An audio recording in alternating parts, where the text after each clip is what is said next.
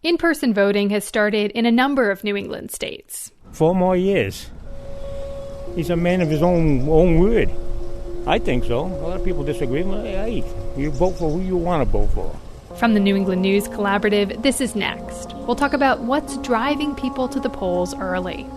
And as temperatures warm, toxic cyanobacteria is increasingly polluting our water.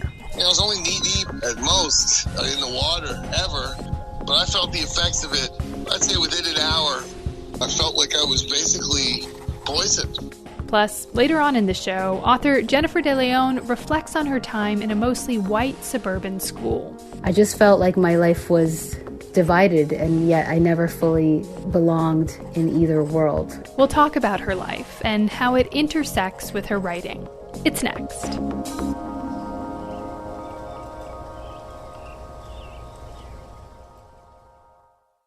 Next is produced at Connecticut Public Radio and is powered by the New England News Collaborative, 10 public media companies coming together to tell the story of a changing region with support from the Corporation for Public Broadcasting. I'm Morgan Springer. Thanks for joining us.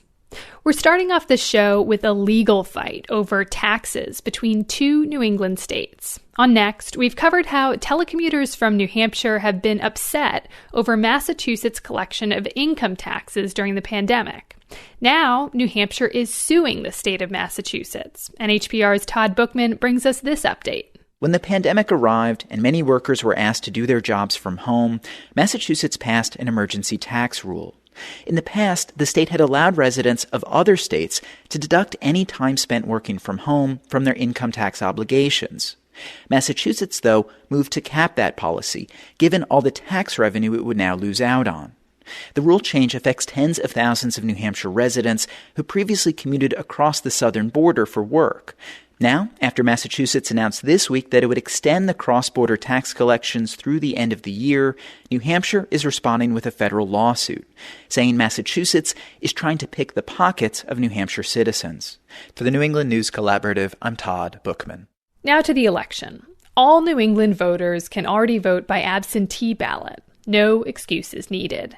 And in states like Massachusetts and Rhode Island, in-person early voting has also begun. This was the first for Rhode Island constituents. The polls opened on October 14th, and as Sophia Rudin reports for the Public's Radio, in the city of Cranston, 451 people showed up that day. When the city's registrar arrived at 7:30 on the first morning of early voting, there were already a few voters waiting outside. By the time he opened the doors an hour later, the line had grown by at least a dozen voters. It's nice out. It's a nice day to vote. Yeah, you gotta beat the rush. Alexander Amalfitano was near the head of the line with his wife and son, ready to cast his vote to re-elect President Donald Trump. 4 more years. He's a man of his own word. I think so. A lot of people disagree. Well, hey, you vote for who you want to vote for. He and many others in line said voting in person rather than by mail ballot gave them some peace of mind. I want to make sure my vote gets counted fast. I want to make sure my vote's counted. Get it in early. Oh, I didn't want to wait. I just want to make sure my vote was heard. The way they've been, doing with the mail service, with the mail and balance, I wasn't taking a chance of that. I just have to make sure my vote counts. Joe Campopiano said he came to vote early because of dueling concerns. With the Trump administration threatening cuts to the Postal Service, he's worried about the reliability of sending his ballot by mail. And he said his mother has cancer, and he's trying to avoid catching the coronavirus and potentially spreading it to her. And the way it's spreading and stuff like that, I just wanted to make sure that I got here early, got my vote in, just in case something happened, too, with her, God forbid, with what's going on. This is the first general election where Rhode Islanders have the option to vote early and feed their ballot directly into a scanner. And according to Cranston Registrar Nick Lima, about 50 people had cast their ballots within the first 45 minutes. And we did it here for the primary. We had just under 1,000 people come through for the entire 20-day period.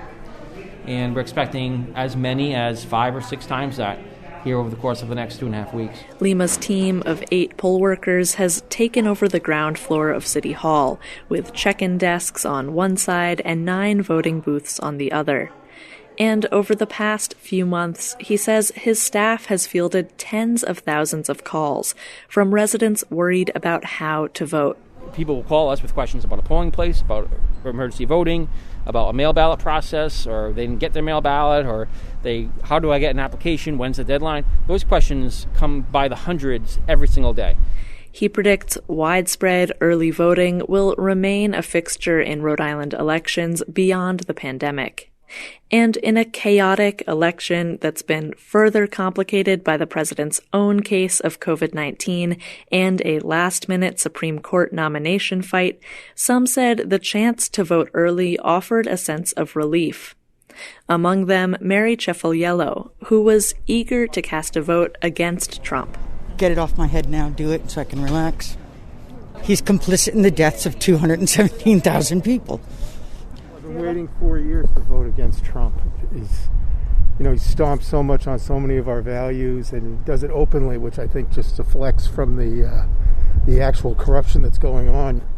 Kerry Joyce said he was excited to tell others he'd voted early and encourage them to do the same. Because you never know what's going to happen, and if you get it done, it's done, and you don't have to worry about something coming up. Rhode Islanders can vote in person at their local board of canvassers through Election Day. For the New England News Collaborative, I'm Sophia Rudin. There's some key election deadlines coming up in New England. First of all, the last day to register to vote in Massachusetts, October 24th. All other New England states offer same-day registration on November 3rd. Although in Rhode Island, you're only allowed to vote in the presidential race if you didn't register before the main deadline, which has passed. In terms of absentee ballots, the regular deadline to request these has also passed in Rhode Island. You can still request your absentee ballot in all the other New England states, though some of those deadlines are coming fast. So check your Secretary of State's website for exact info and go to your local NPR station's website for their resources. Most states are recommending you get your absentee ballot in the mail as soon as possible. There are also options for in-person delivery and official Dropbox sites. This election is extremely contentious for many New Englanders, no matter what side of the aisle you're on. As November 3rd gets closer, how are you feeling about the election? Are you excited? Anxious? Leave a comment at 860-275-7595. Again, 860-275-7595. Or you can email us at next@ctpublic.org. I'll say that one more time. It's next@ctpublic.org.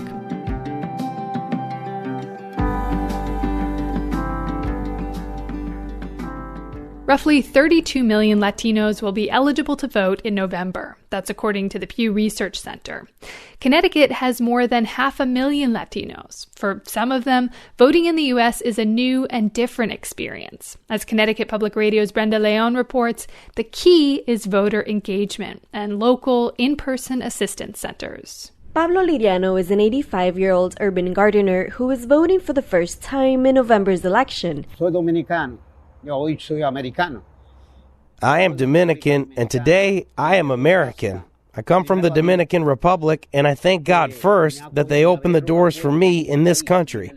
I came legally on July 10th, 1999, and have been here for almost 22 years. After waiting more than a decade, he got his citizenship in 2018. Then, he registered to vote at Hartford's Park Street Library, located in Frog Hollow, the heart of the city's Latino community. Casualmente. I just happen to say that I want to vote and I want to register.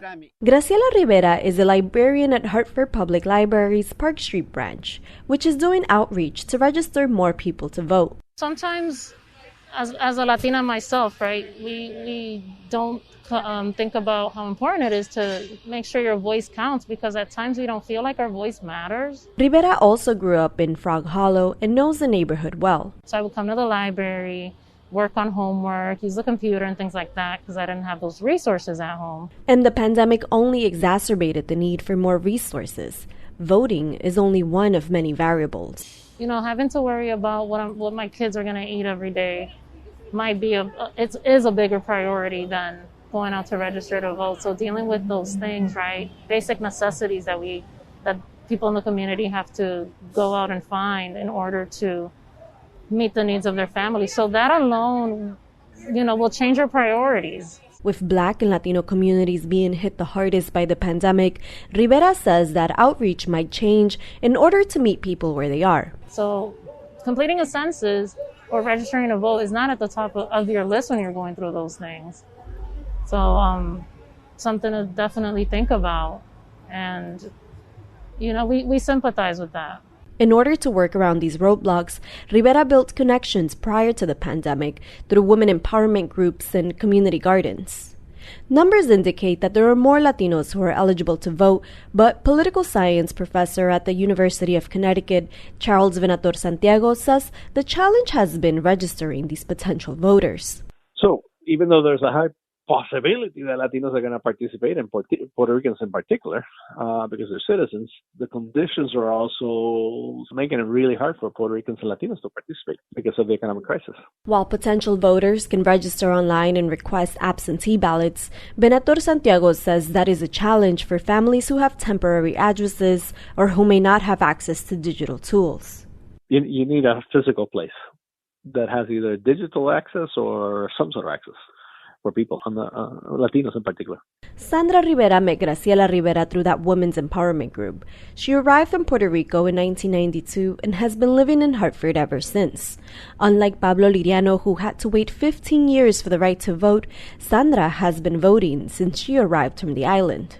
I now exercise my right to vote here in the United States because it's very important to vote.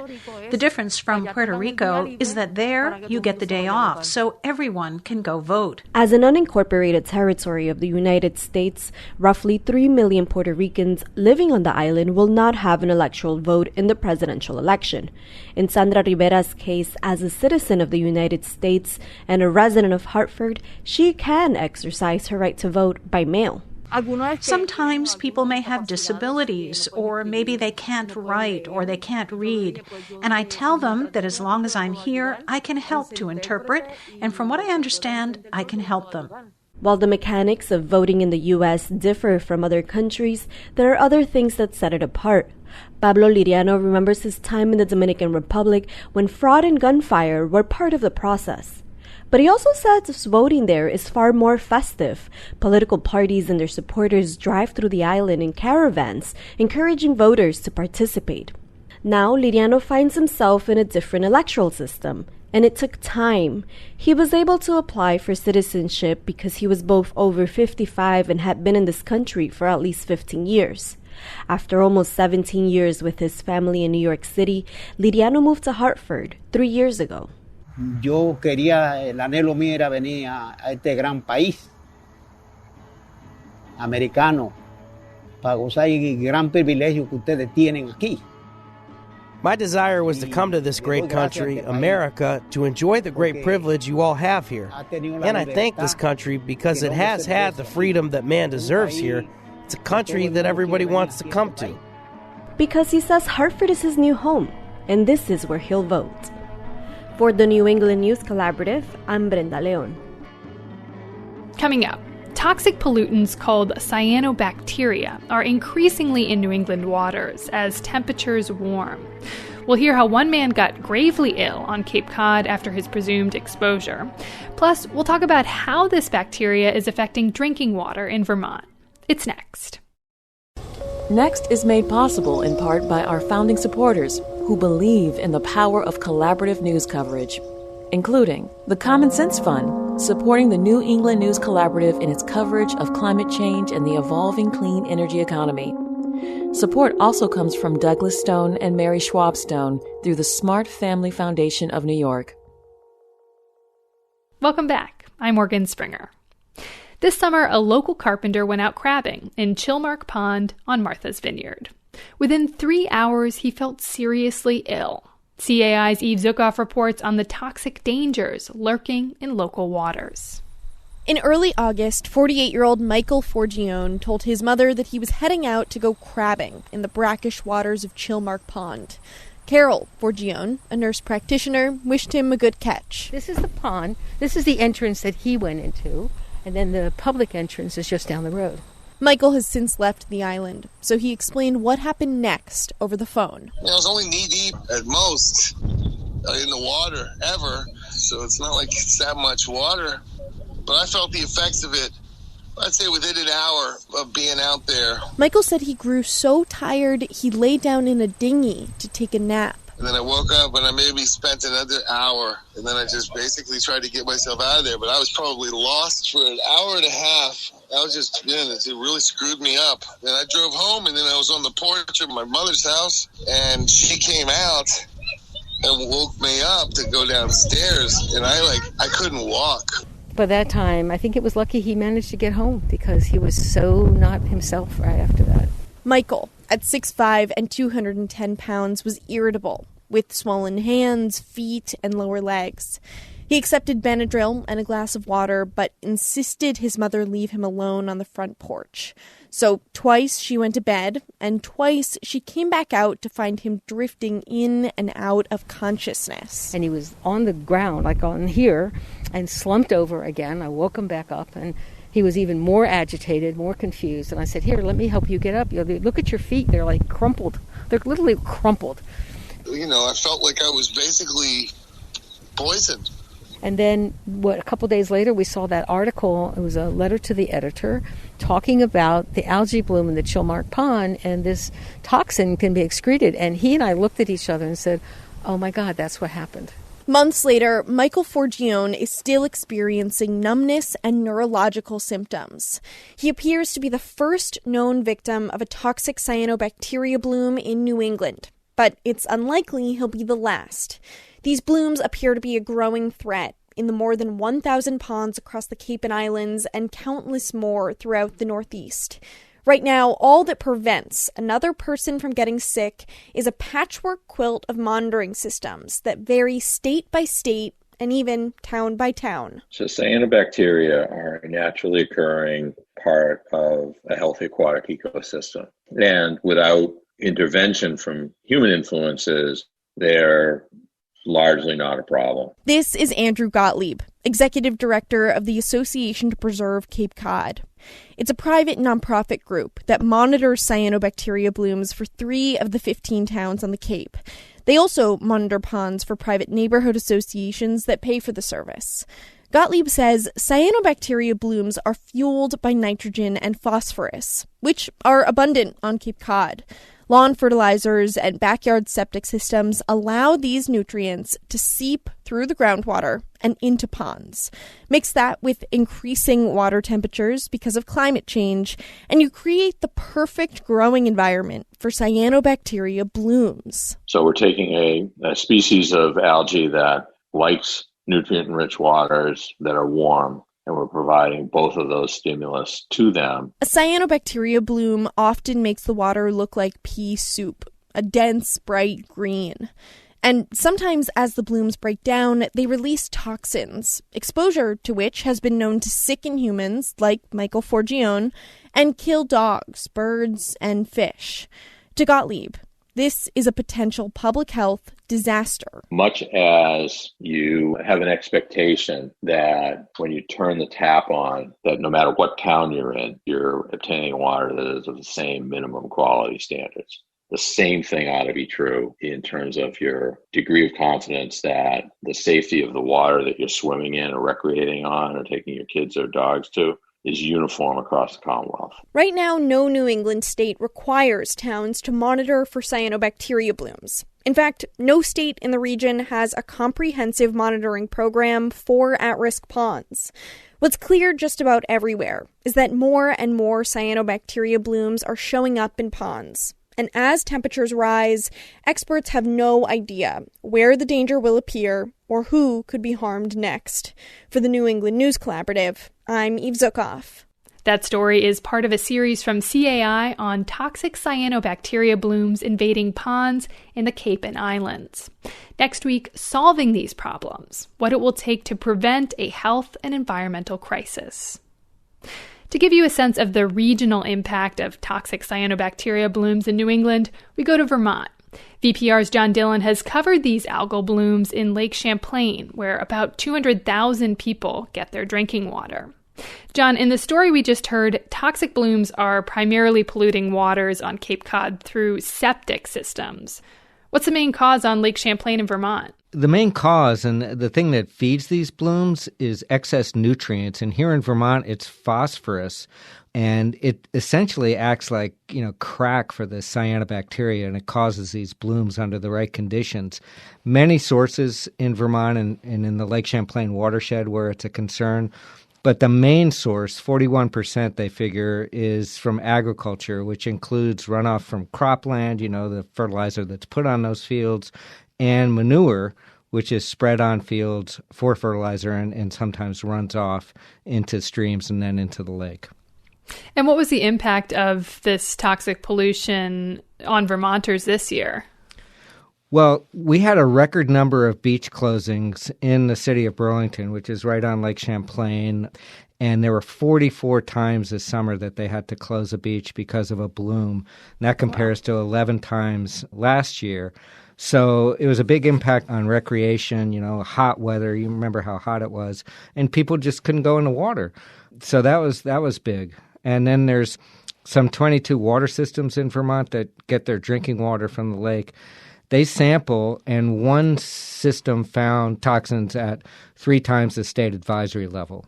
Did anyone get sick, like the man we heard about in Eve's story? Not that we know of. There were dogs that died a number of years ago, both from lake water exposure and getting in water in a smaller pond.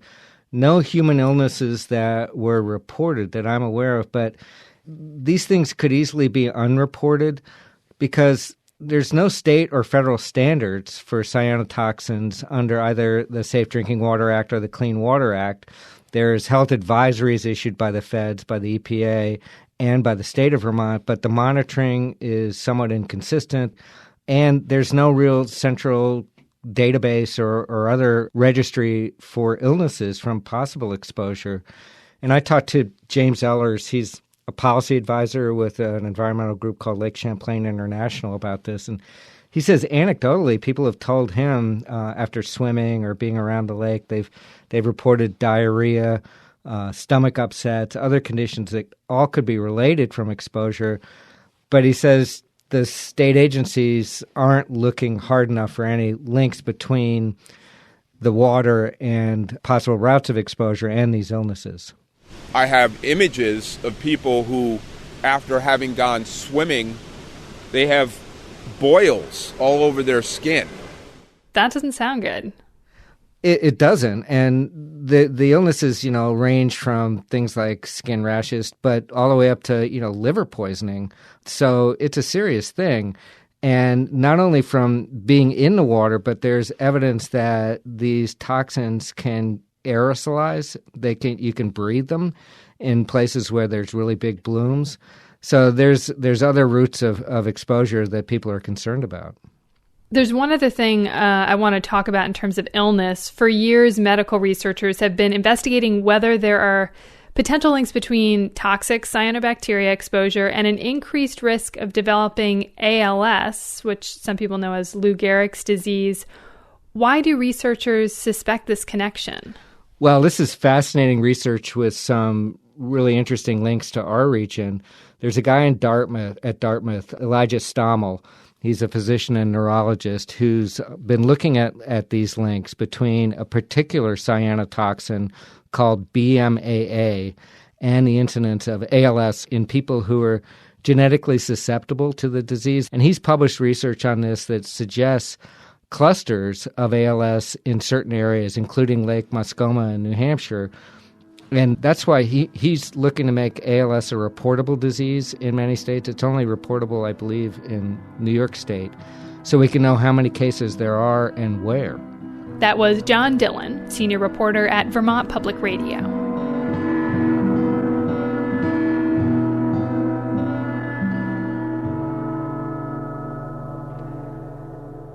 Last month, the U.S. Environmental Protection Agency wrapped up a public comment period on its controversial plan to remove toxic PCBs from the Housatonic River. The agency says it hopes to issue its final plan before the end of the year. As New England Public Media's Nancy Cohen reports, that would be before any possible changes at the White House. It can take a long time to figure out how to clean up a river. Throw in 2 states, 5 towns, environmentalists with different perspectives, a federal agency bound by laws and red tape, a polluter with lots of lawyers, toxic waste that needs to be put somewhere, and it can take decades. In the case of the Housatonic, it has 20 years and counting. But now things may be moving forward. I'm sincere on that. That's Roger Martella of General Electric speaking in February at the announcement of a mediated cleanup agreement. He promised the company would start the design immediately. This is a far better alternative to more years of protracted litigation, which would delay the cleanup and extend the uncertainty. But some want more time, so the public can influence the cleanup permit, which is slated to include a low-level toxic waste disposal site in the Berkshires, saving GE the cost of shipping it out of state. Tim Gray of the Housatonic River Initiative says the EPA is trying to finish the cleanup plan with lightning speed. They want to make sure that this very weak permit against General Electric gets through for the company before the administrations might change.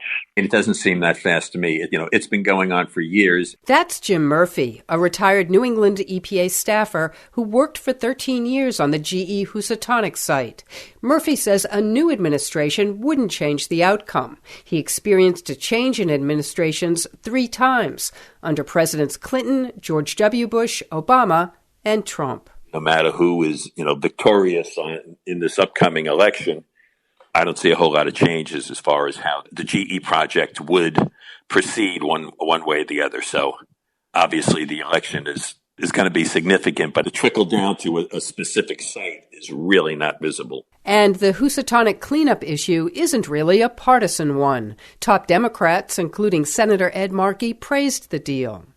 Tim Whitehouse also used to work at the EPA as a senior attorney enforcing clean water and hazardous waste laws. Today he directs the nonprofit Public Employees for Environmental Responsibility, a group that protects whistleblowers who work for environmental agencies. Federal agencies always work to finalize their permits and regulations and policy objectives of the administration before they leave office and before an election. So that's the normal course of business. Whitehouse says that was true when he was at the EPA during 2 transitions, including from Presidents Clinton to Bush, a transition he called smooth and amicable. But he says things have changed under President Trump. What's different about this administration is the complete abruptness and hostility that this administration has toward environmental regulations and toward regulations that protect public health. Tim Whitehouse says the agency is trying to finalize as many hazardous waste cleanups as possible. He points to goals set by Trump's first EPA administrator, Scott Pruitt, who set up a task force in 2017 which recommended expediting cleanups. Whitehouse says now, under Trump's second EPA administrator, Andrew Wheeler, the agency is promoting the number of cleanups it checks off the list. So that EPA can claim progress in terms of cleaning up hazardous waste sites. But he says he's not hearing that specifically about the GE Housatonic River site.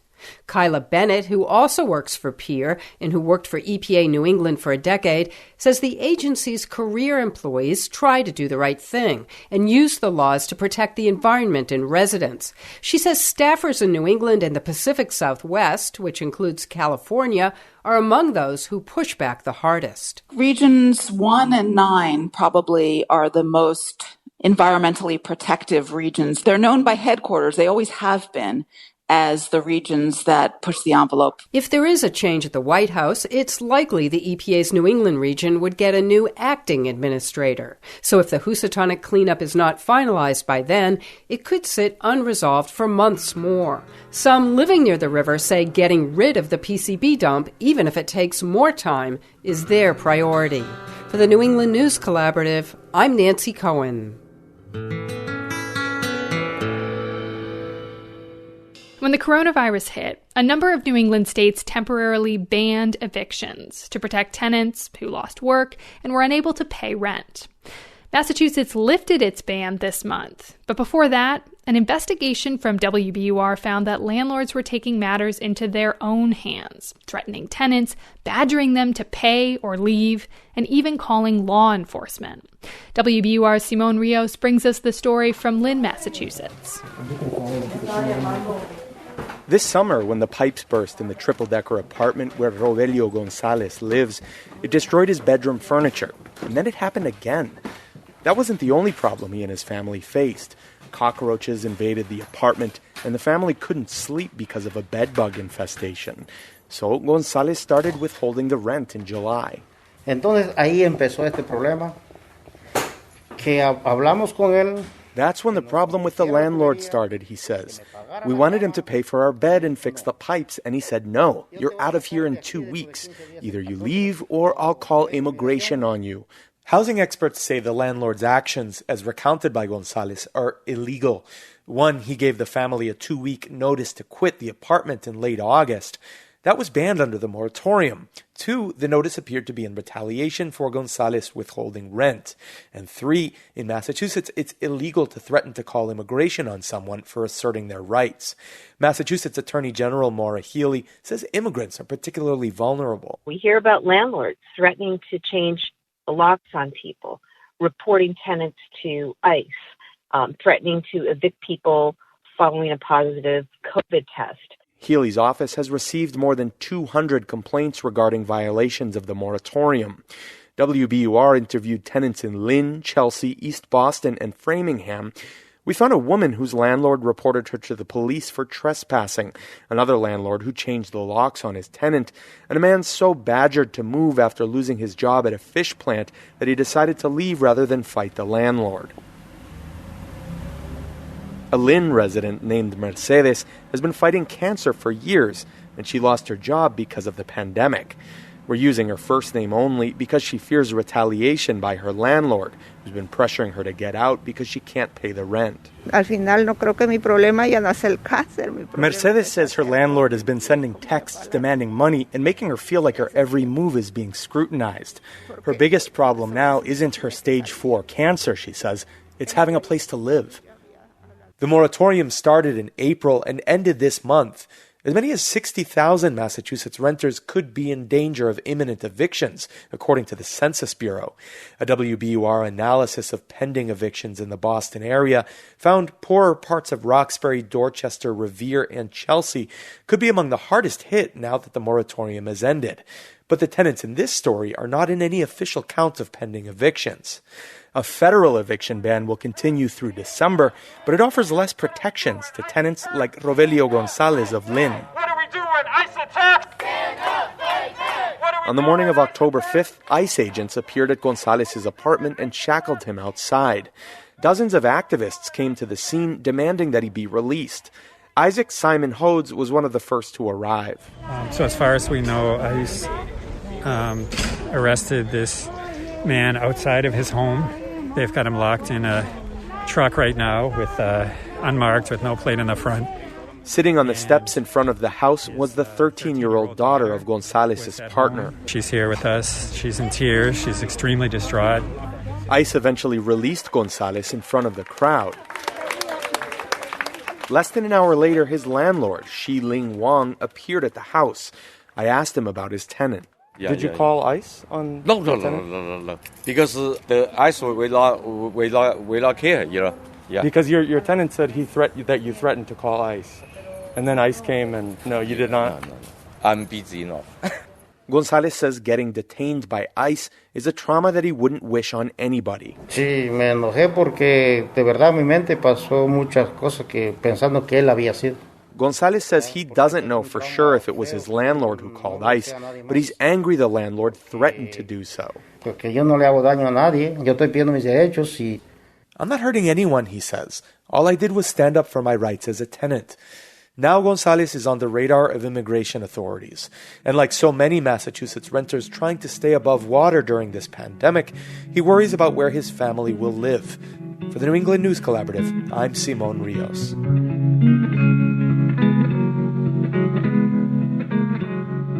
WBUR's senior investigative reporter Beth Healy contributed to that story.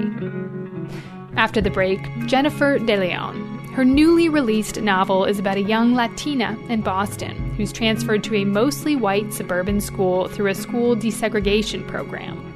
We'll talk about how the author and her character share this journey of finding their place in a world that feels split. It's next. Next is made possible in part by our founding supporters who believe in the power of collaborative news coverage, including the John Merck Fund, supporting the New England News Collaborative in its coverage of climate and clean energy. This is Next. I'm Morgan Springer. Our final guest is Jennifer De Leon. She's an author and assistant professor of creative writing at Framingham State University in Massachusetts.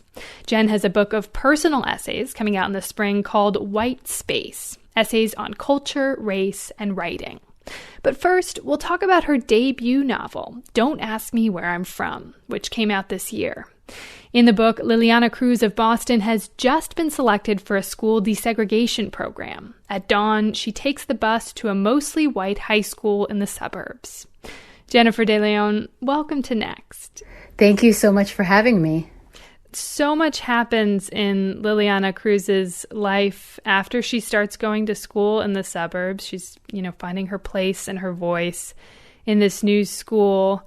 I think the title of the book really encapsulates the tension that exists for her as a Latinx girl in a mostly white space. And hopefully our listeners understand why the question, where are you from, can be problematic and frustrating.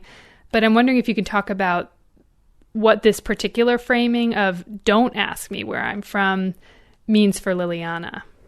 Right. Yeah. It's not that in my view, it's not that it's a bad question so much as the way in which it's asked. So if someone's asking you, where are you from? And you choose to say Framingham, and then they say, where are you really from? Or where are you from? It's implying that you can't be from Framingham or that you are from some other place. And sometimes the tone even imparts that you are different and that different is bad. So I think a lot of people of color, a lot of immigrants, a lot of people who have been on the receiving end of this question understand that it can be problematic, but it doesn't need to be. I think we all benefit from learning about each other's backgrounds. And the thing is, everyone is from somewhere. So it's just a matter of how it's framed. Your parents immigrated to Boston from Guatemala, and you spent time growing up partially in Boston and then partially in the suburbs. Can you talk about what your childhood was like? Yes. So I was born in Boston, and when I was 2, our family moved to a suburb, and we went to school there. We grew up there. We had friends there. We did Girl Scouts. We went to church. We did ice skating, all of the things that my parents kind of associated with the suburbs. But I think what they hadn't planned on or maybe thought about too much was the fact that my sisters and I were really one of very few families of color in the town, and especially in school. Everybody was white. All my friends, all my teachers, all the soccer coaches. And so I had that experience during the week, and then every weekend we would go to Boston to visit my grandmother and my aunts and uncles and cousins. And so in that way, I was constantly moving between two worlds. And much like Liliana, I just felt like my life was divided, and yet I never fully belonged in either world. Did you feel like you were able to find a point where it didn't feel as divided, or was that not the important thing? It was more to notice and exist in the worlds as you wanted to? It wasn't really until middle school, high school, where I started to realize the different social groups, and Framingham started to get, more diverse.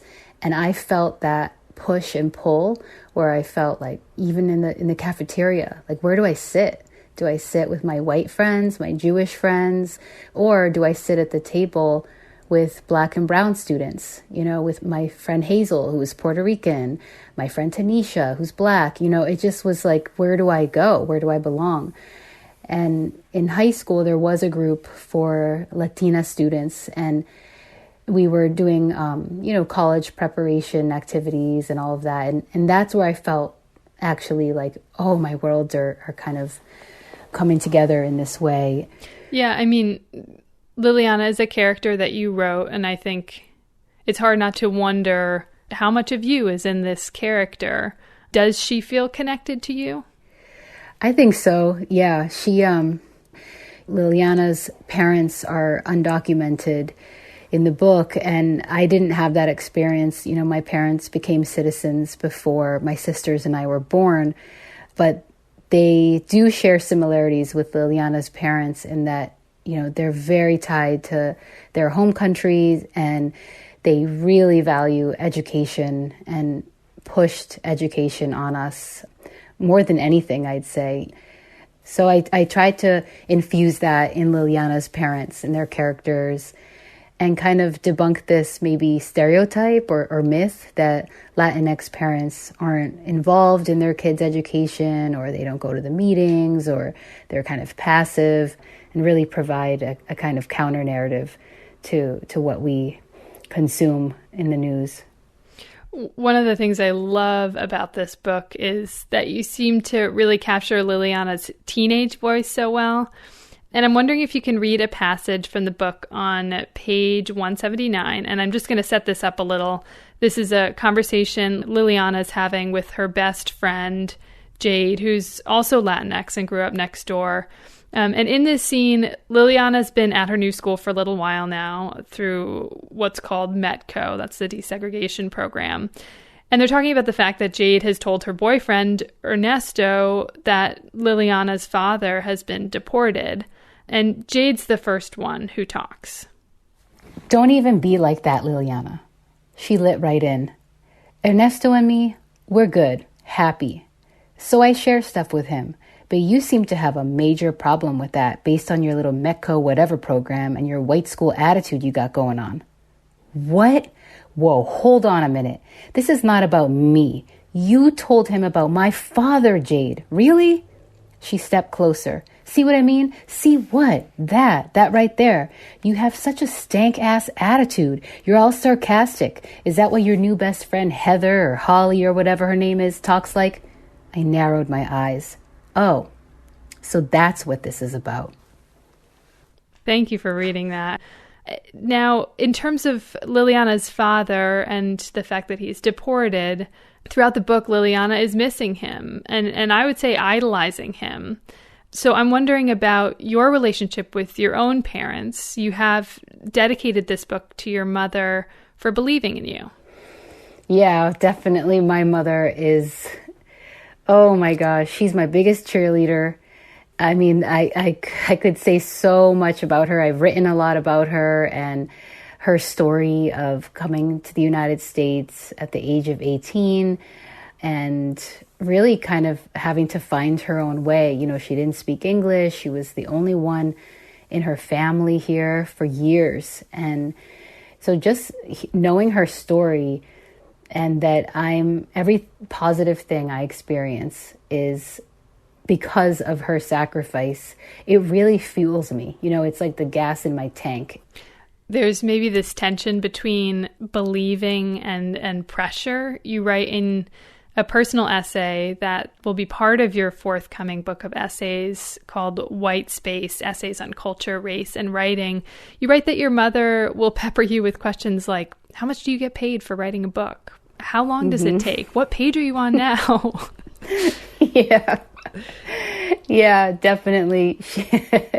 She wants to know. I think that last question, what page are you on now? I think she wants to cheer me on and say, like, you're almost there. But she's come a long way and she's learned a lot. Her questions are different now, I should say. Yeah. I mentioned this collection of personal essays, White Space.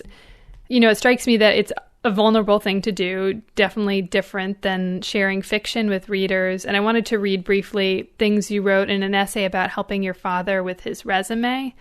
You say, I wonder what he thinks about the fact that his primary duty each day is to make a pot of rice for dinner. And you write that this comes after he had worked for many years, but stopped because he had cancer.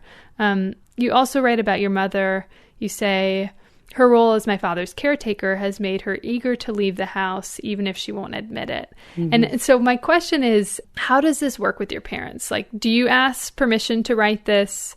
Are you nervous about them reading it? And what's that kind of negotiation as a writer and a daughter?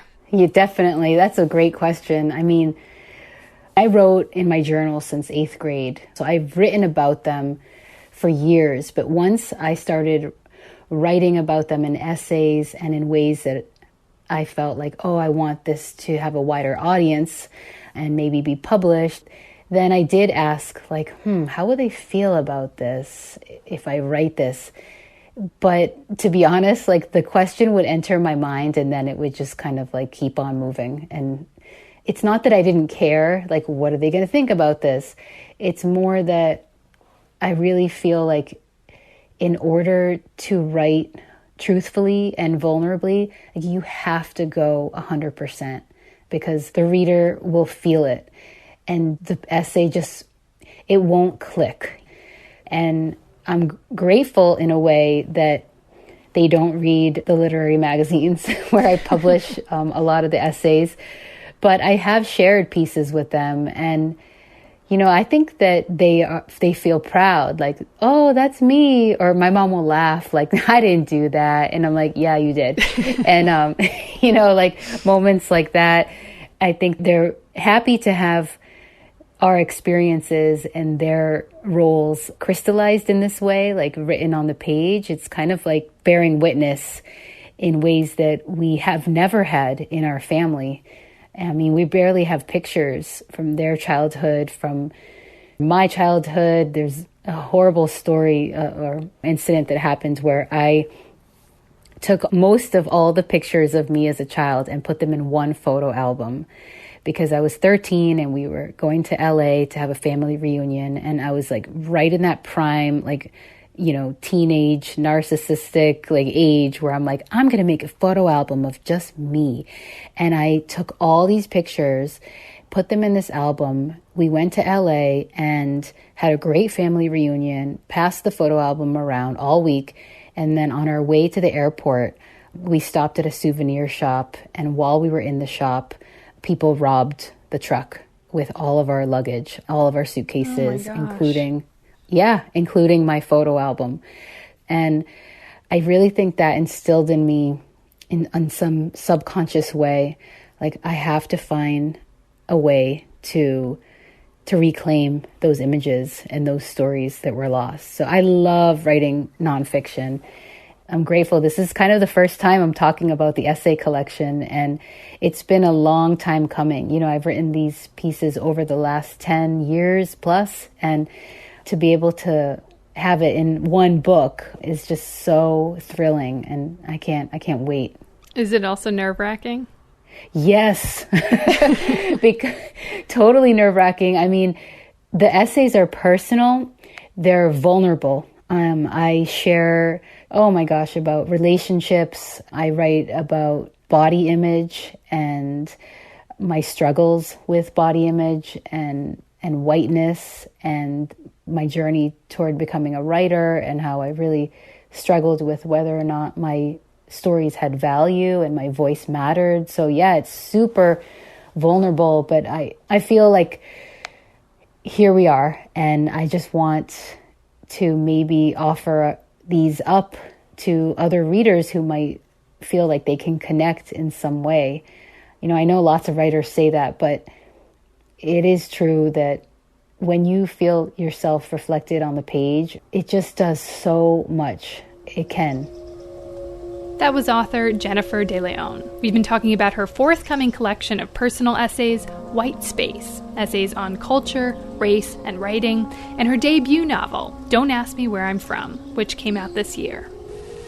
And that's our show this week. You can listen to Next anytime at our website. That's nextnewengland.org, or wherever you get your podcasts by searching Next New England. Next is produced by me, Morgan Springer. Vanessa De La Torre is our executive editor. The executive producer is Katie Tolarski. The music you hear on Next is by musicians in New England. If you want to know who you heard today, visit our show page at nextnewengland.org.